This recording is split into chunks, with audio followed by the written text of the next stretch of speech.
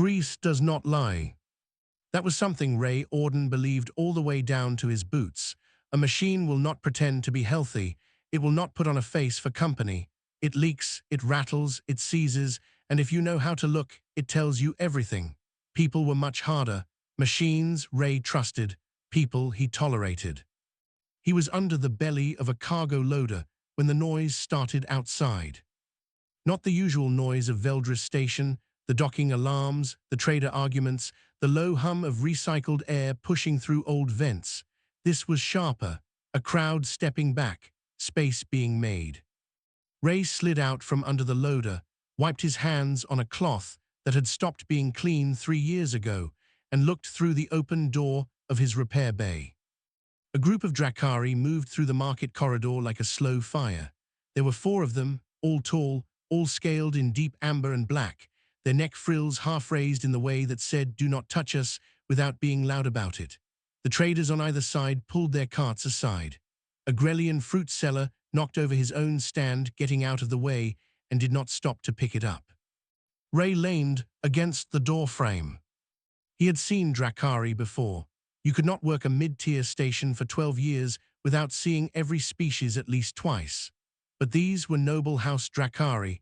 You could tell by the way their attendants moved, just slightly behind and to the left, and by the way they looked at the corridor floor as though it had personally offended them.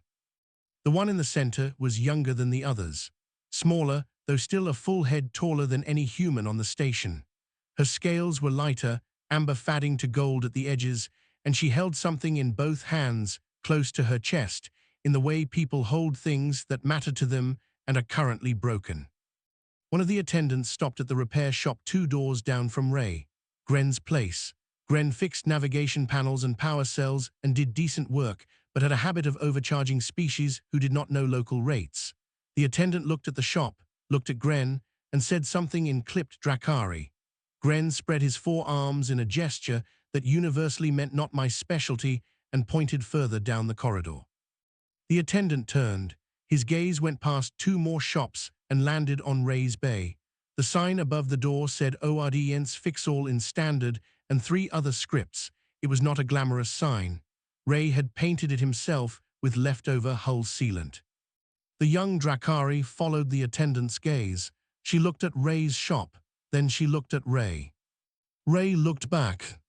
He was not a large man, medium height, built wide in the shoulders from years of working in tight spaces, with short dark hair going grey at the sides and a face that did not give much away. He was not afraid of a Drakari noble's stare. He had stared down engine failures at 3 in the station morning. He had argued with a Cathari customs official for 6 hours without blinking. A teenager with expensive scales was not going to rattle him. The young Drakari walked to his door.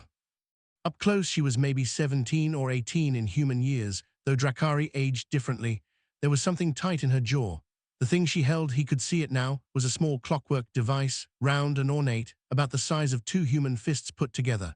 Brass-colored, covered in fine gearwork, with a crack running across one side and a broken spring visible through the gap. It looked old. It looked important.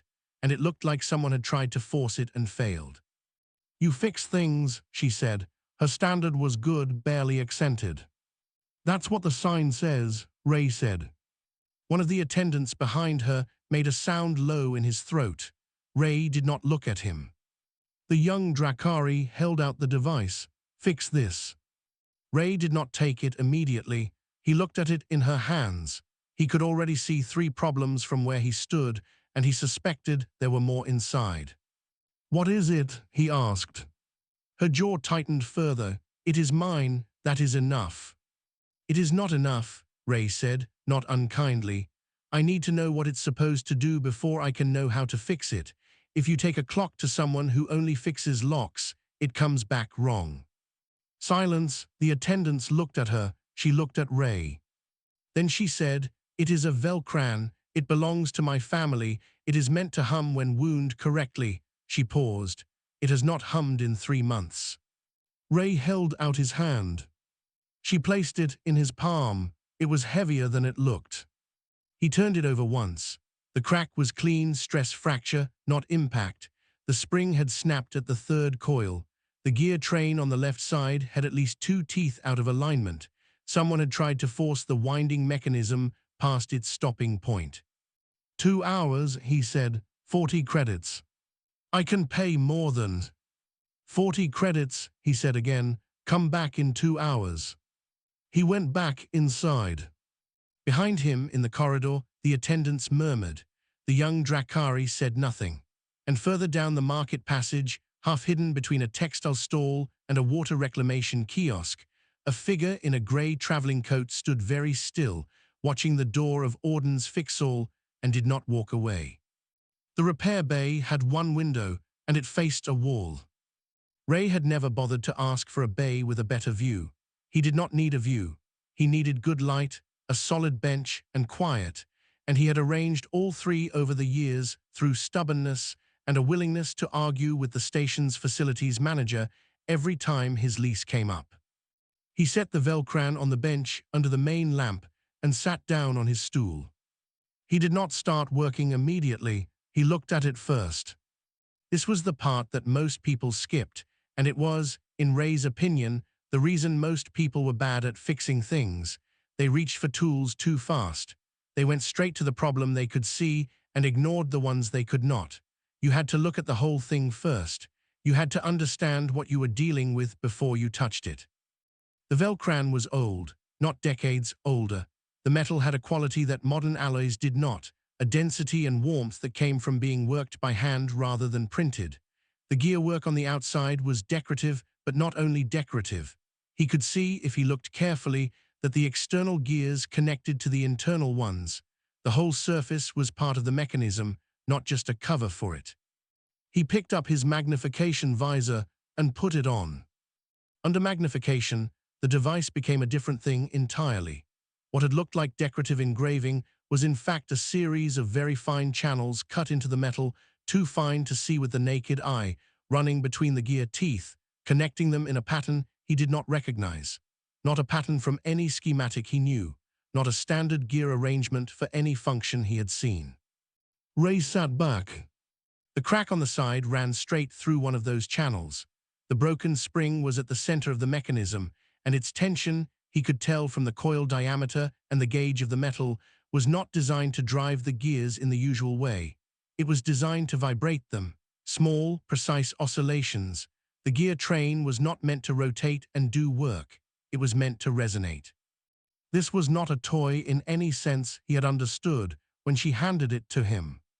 He did not know what it was exactly, but he knew what it was trying to do.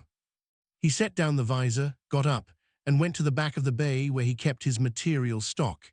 He pulled out the spring drawer. He kept 3 dozen types, sorted by coil diameter and metal grade, and started looking. He needed something close in gauge to the original. Not identical, because the original was an alloy he did not have, but close enough that the tension profile would hold. He found a candidate, held it next to the broken original, compared the diameter and the wire thickness. Close. He would have to adjust the coil count to compensate for the difference in metal density. He went back to the bench and started to disassemble the device. This was the part Ray did not talk about much, because when he tried to explain it, people's eyes went distant in the way that meant they had stopped listening. Taking something apart was not just mechanical. It was a conversation. Each fastener told you something about the one before it. Each layer told you something about the designer's thinking.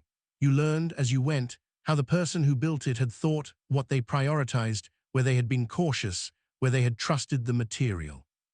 The person who built this had been very careful. Every internal component was seated with a precision that should not have been possible by hand. But it was by hand. He could see the tiny, individual tool marks. Each one slightly different, the way machine work never was. Someone had built this one piece at a time, checking each fit before moving to the next, with patience that Ray found, quietly, impressive. He fabricated the replacement spring using a winding jig he'd built from scrap years ago for clock repairs. It was one of the strangest skills he had ended up with mechanical clock restoration. He had learned it from his father, who had learned it from his father before him, and who had run a small repair shop, not unlike this one on a street that no longer existed in a city that had changed beyond recognition. Ray's hands remembered the winding tension without him having to think about it. He reset the spring into the center of the mechanism and began reassembling. The misaligned gear teeth took the longest. He had to reseat them by feel as much as by sight, rocking each one gently until the mesh was right, until there was no resistance in the turn that should not have been there. One of the channels in the decorative surface had been pinched slightly by the stress fracture.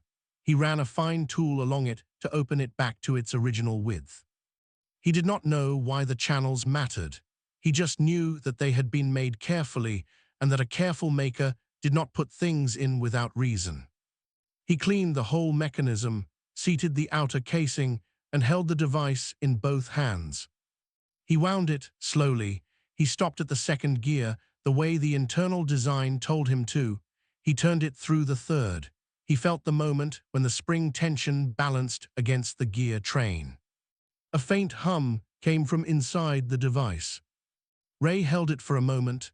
The hum was even, steady. He could feel it more than hear it, a vibration at the edge of sensation, like something very far away ringing. He set it down on the bench, wrapped it in a clean cloth, and wrote up a short note on what he had found and what he had replaced. Then he went back to the cargo loader. He still had 3 jobs left today. In the corridor outside, the figure in the grey coat had not moved. They had a small device in one hand, and they were not recording the repair bay. They were recording Ray's hands. She came back alone. Ray noticed this because he noticed most things, the way people who work in small spaces learn to notice, not from suspicion, but from the habit of tracking everything in the room in case something shifts. The young Drakari had come the first time with 4 attendants and the full weight of noble house presence. Now she walked through the market corridor by herself, in a plainer coat that covered most of her scales, moving quickly and without the half-raised neck frills. She did not want to be seen coming back here. Ray was not sure what to do with that information, so he did nothing with it.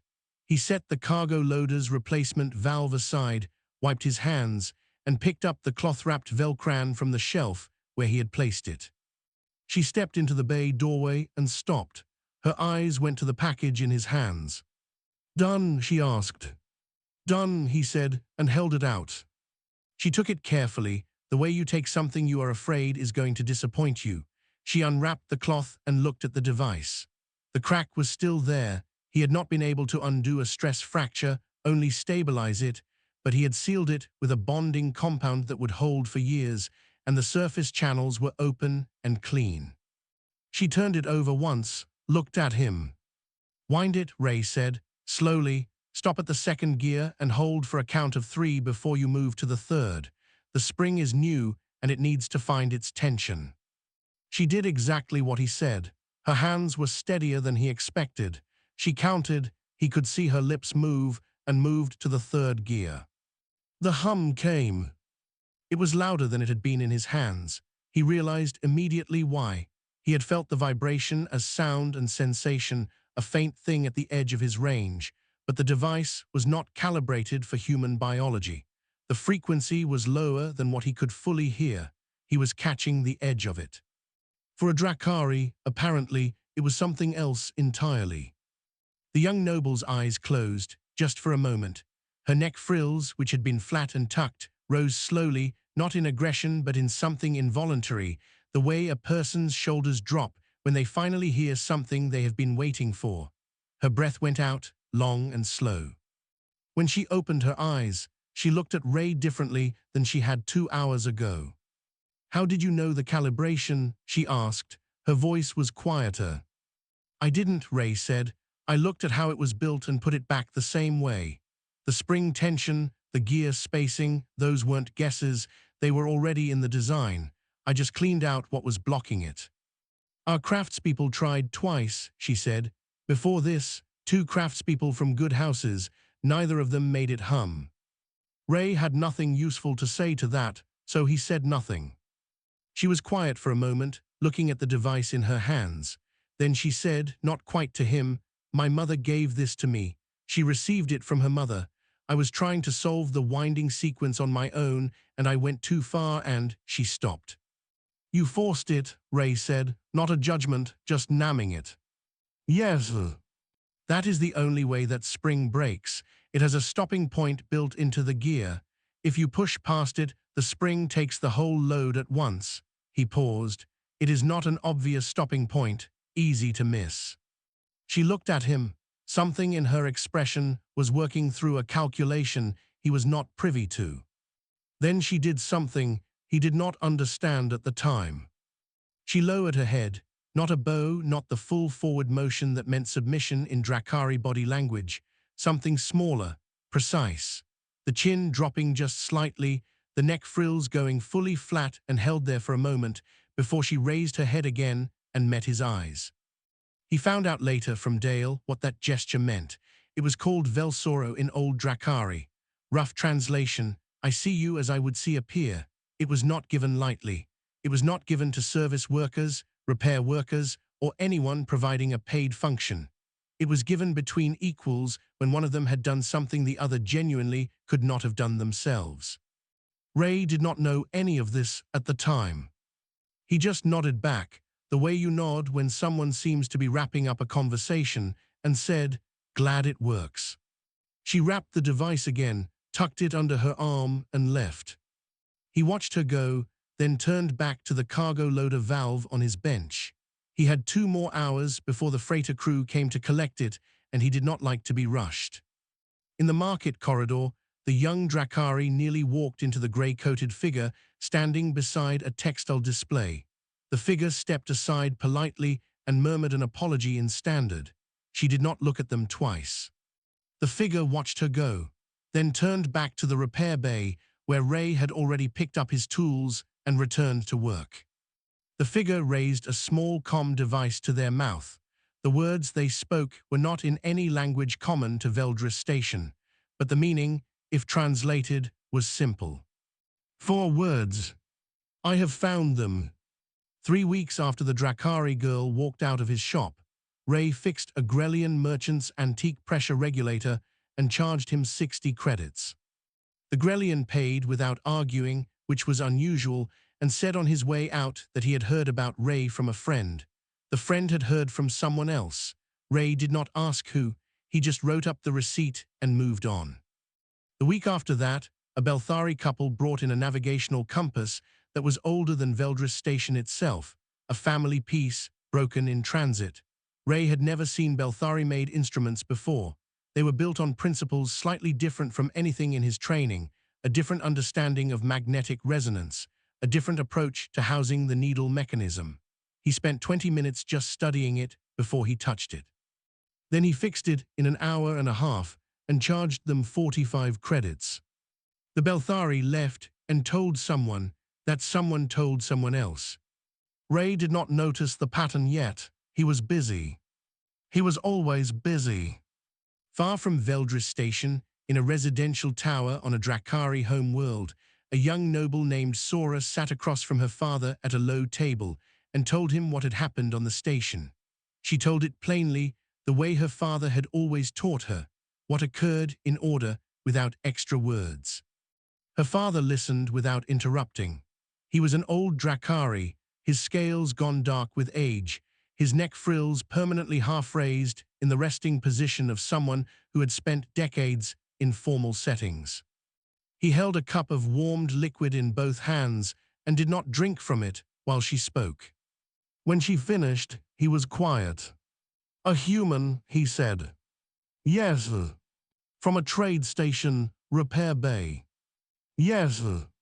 He set the cup down, and the craftspeople from House Doral from Veth, they could not make it hum. "I was there for both of them," Sora said. "Neither one." Silence in the room. The tower's ventilation made a low sound. Outside the window, a transport ship moved through the orange sky. Her father stood and walked to the back of the room, to a shelf where a number of old objects were displayed under glass. He stopped in front of one, larger than Sora's Velcran, its casing darker, its engraving worn almost smooth with age. He looked at it for a long moment. "My grandfather," he said finally, "once told me that a Velcran would respond only to Drakari hands, that the calibration was built into the biology of the maker and could not be reached by anything else." He paused. He was not a man who said things he did not believe. Then your grandfather was wrong, Sora said. Her father turned from the shelf. He did not look angry. He looked like a man encountering something he had filed away as settled and finding it open again. Tell me his method, he said. The humans. She told him what Ray had explained. Spring tension, gear ratios, the channels in the surface, listening to the mechanism before touching it. Her father listened again. When she finished, he said only, listening to it. That is what he said. Another silence, then quietly, how old was he? I do not know, middle-aged for a human, grey in his hair. Her father nodded once slowly and did not say anything more about it that evening. But 2 days later, Sora found a sealed case sitting outside her room with no note. Inside was her father's own Velcran, the old one from the shelf, the worn one with a small folded paper that said only, take care of it. She was not sure if it was a gift or an instruction. Back on Veldris Station, Ray took on 4 new clients in the same week. A retired Sorathi pilot with a damaged pressure suit pressure equalizer. A young Mevari student with a broken acoustic instrument she had saved up for months. A station maintenance worker who had heard Ray was good with old machinery and came in with a motor so seized it had not turned in 6 years. Ray fixed all 4. He charged fair prices. He returned everything on time. On the 4th day of that week, he arrived at his bay in the early shift to find a new client already waiting outside. Tall, slim, a grey traveling coat that had seen many stations. The kind of stillness that was not nervousness but patience, the difference between someone who was waiting because they had no choice and someone who was waiting because they had decided to. Ray unlocked the bay, went in, and turned on the bench light. The client followed without being asked. They set a small object on the bench that made Ray go very still for a moment. It was a mechanism, small like the Velcran but different in every other way. Darker metal, no visible gearwork on the outside. It looked, on first inspection, simple, a small sealed housing with a single moving part visible through a glass panel on one side. The moving part was not moving. It was stuck or broken in a way that looked almost deliberate, like something had been removed from inside and the remaining parts had been left to grind against each other. Ray looked at it, then he looked at the client. Their eyes were pale gold, light and steady, the kind of eyes that did not give away what was behind them. We heard, the client said, that you are good at listening. Ray pulled up his stool and sat down. Who told you that? He asked. Word travels, the client said. On stations it travels fast. Ray looked at the mechanism again. He did not reach for it yet. He looked at it the way he always looked first, studying it, reading it, trying to understand what it was before he decided whether he could help. What does it do? He asked. That, the client said quietly, is part of what I would like to know. Ray glanced up. For the first time in a long while, he was not entirely sure what he was sitting across from. The client's name was Dale. She gave it without being asked, once she had sat down on the second stool that Ray kept for clients who needed to explain things at length. She placed her coat on her knee, folded her hands, and said, My name is Dale. I am Vori. I have been on Veldris Station for 6 weeks. For most of that time, I have been watching you. Ray looked at her. He had a policy about clients who said unusual things in the first 2 minutes. He listened without expression and waited to hear what came next. He had learned this from years of people walking into his bay with stories that started strange and ended with a simple broken part. You never knew until you let them finish. I have a recording of your hands, Dale said. 37 hours of work over 6 weeks. I recorded your process on 14 separate repairs, including the Velcran belonging to the young Drakari noble from House Sora.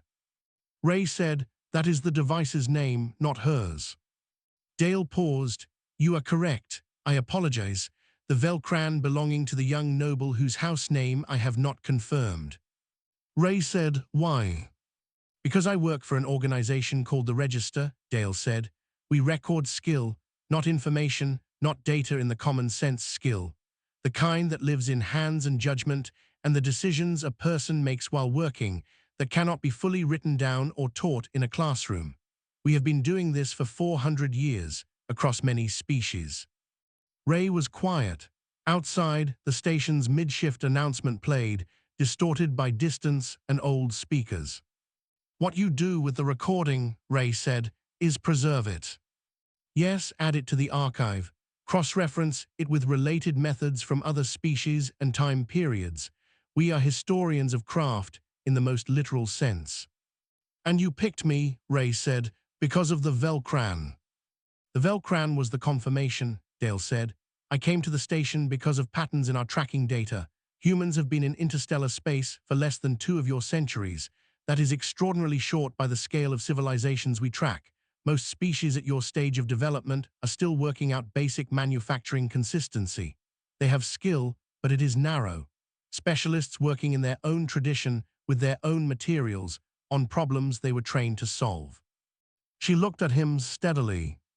Humans cross-apply, she said, without being told to, without formal frameworks for it. A technique from one field appears in another, carried by an individual who thought it might be relevant. This happens in your species at a rate we cannot account for by the size of your population or the length of your spacefaring history. Ray considered this. That sounds like you are saying humans are special. I am saying the pattern appears at a frequency that demands documentation, Dale said. Whether that constitutes being special is a philosophical question I am not qualified to answer. Ray looked at the broken mechanism on the bench between them. He had been looking at it since she sat down, the way part of his mind always stayed on whatever puzzle was currently in front of him. What is this thing? He asked. That is genuine, Dale said. I do not fully know. It was recovered from a decommissioned archive facility in the outer systems, from a section belonging to a species that no longer exists. Our technicians have not been able to determine its function. I brought it to you because I wanted to see how you approach something with no known reference point. Ray reached over and picked it up. He turned it in his hands. He put on his magnification visor and looked at the glass panel and the stuck component inside. The stuck part is not broken, he said after a moment. It is held. Something is holding it from inside that I cannot see through the glass. Our technicians concluded the mechanism was seized, Dale said.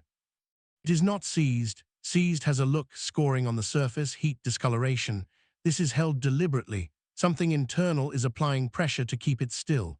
He tilted the device at an angle, watched the held component shift slightly under the new gravity load, then spring back.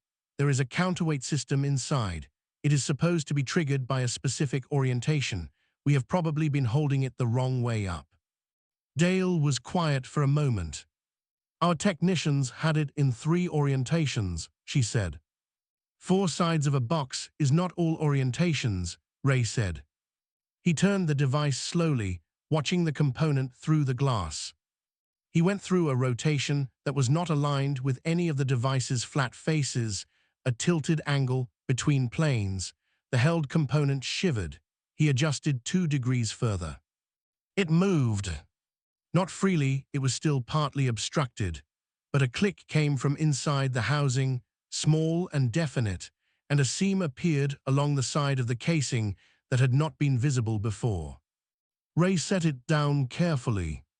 It opens, he said, but I do not want to open it without knowing what is inside. That is a tomorrow problem. He took off his visor and looked at Dale. You want to record my methods, he said. What does that involve? Sessions, observed work. You explain your thinking aloud as you work, not a performance, just narration. I record it. The archive keeps it alongside records of other craftspeople across the last 4 centuries. And I am compared to them. Your methods are cross-referenced with theirs, yes. Ray was quiet for a moment. He looked at the mechanism, then he looked at Dale. In 400 years, he said, how many people have successfully repaired a Velcran from outside Drakari species? Dale said, before you, 3. Ray nodded slowly. All right, he said. He put his visor back on and picked up the mechanism again. But I am not doing this for the archive. I am doing it because I want to understand what this thing is. Dale reached for her recording device. That, she said quietly, is exactly the answer I needed to hear. The sessions with Dale happened in the early mornings, before Ray opened to regular clients. She would arrive exactly on time, set up her recording device on the second stool, and wait. Ray would work. He would narrate, not naturally at first. He was not a talker while he worked, but Dale was patient and did not push, and after the third session, it started to come easier. He would pick up a component and say, "This gear is worn on the drive side, but not the follow side," which means it was always under load in one direction, which means the thing it was connected to only moved one way. That tells me something about the system this came from. Dale would write things in a small notebook she kept alongside the recorder. She did not interrupt. He found, after a while, that he did not mind her being there. She had the same quality as a machine that was running correctly, present, but not demanding. On the 9th morning, the door of the repair bay opened before Ray had unlocked it. The figure who stepped in was large enough that Ray's ambient awareness registered it before he turned around. He turned around. A Drakari stood in the doorway, old by the darkness of his scales and the thickness of the ridge bone above his eyes. He wore formal house colors, amber and deep brown, but the coat was plain, nothing ostentatious. He had come without attendance. His eyes went first to Dale, measuring her briefly, then to Ray. He stepped inside and let the door close behind him. Ray waited. "You repaired my daughter's Velcran," the Drakari said. Ray said, "I repaired a Velcran for a young Drakari noble about a month ago. I did not know her house name." "Sora," the old Drakari said. "Her name is Sora. My name is Lord Doran of House Kelveth." He paused. "I am told you did not know what the device was when you repaired it." "I knew what it was trying to do," Ray said, "not what it was for." Lord Doran studied him. The neck frills, Ray could read them a little now, after weeks of Drakari clients, were flat and still. Not aggression, not submission, something careful. "Two craftspeople attempted the repair before you," Lord Doran said. "Both were trained in Velcran mechanics specifically. Both had worked on such devices before." "I know," Ray said. "Dale told me." Lord Doran glanced at Dale, who had not moved from her stool, and then back to Ray. "My daughter described your explanation of your method. I have been thinking about it since. You said the design told you what to do." "The design told me what it was supposed to be doing," Ray said. "The repair just meant removing what was stopping it." Silence in the bay, the lights hummed. Lord Doran reached inside his coat and withdrew a flat-sealed case, old metal, fastened with a mechanism Ray recognized as Velcran adjacent. He set it on the bench between them. "This has been in my family for 9 generations," Lord Doran said. 260 years by your calendar. It was damaged before it came to me. No one has been able to address it. I do not bring it as a commission. I do not expect payment, and I offer none." He paused. "I bring it as an inquiry." Ray looked at the case, then at Lord Doran. "Open it," Ray said. Lord Doran opened the case. Inside, in a fitted interior, was a Velcran larger than Sora's, darker, its casing worn almost smooth. One panel on the side cracked not in a line, but in a spiderweb fracture, the kind that happens when something internal fails outward. Ray put on his visor and leaned forward. He did not touch it, he looked.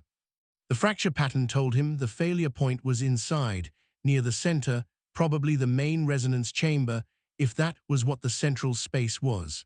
The crack had spread from inside to out, not force from outside, but pressure from within. Something had built up until the casing gave way.